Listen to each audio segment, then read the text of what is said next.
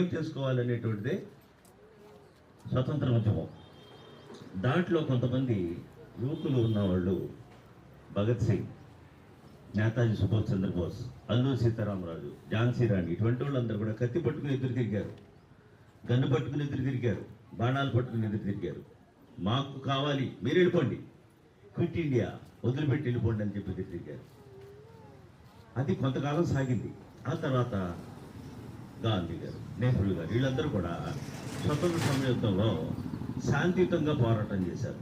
ఏదైనప్పటికీ సమైక్యమైనటువంటి చాలా సమైక్య పోరాటం వల్ల మాత్రం ఇది వచ్చింది. ఏ ఒక్కరి వల్ల రాలేదు. ప్రతి వ్యక్తి, ప్రతి స్త్రీ, ప్రతి పురుషుడు, ప్రతి చిన్నపిల్లడు కూడా ఇందులో భాగస్వామి.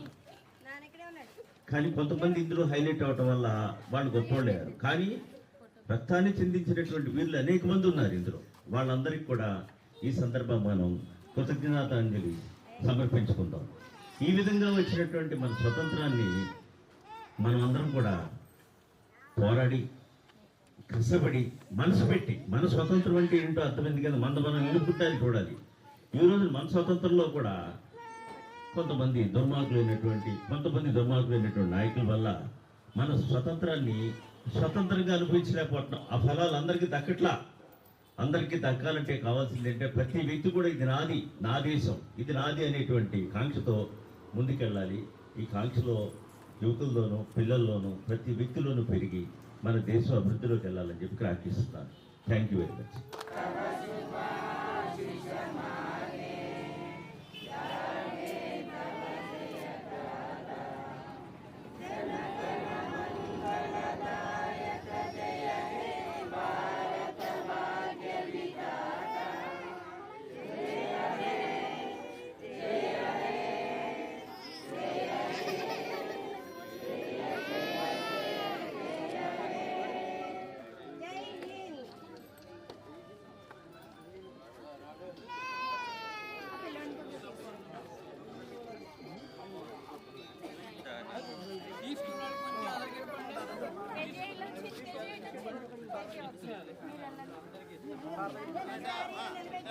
Thank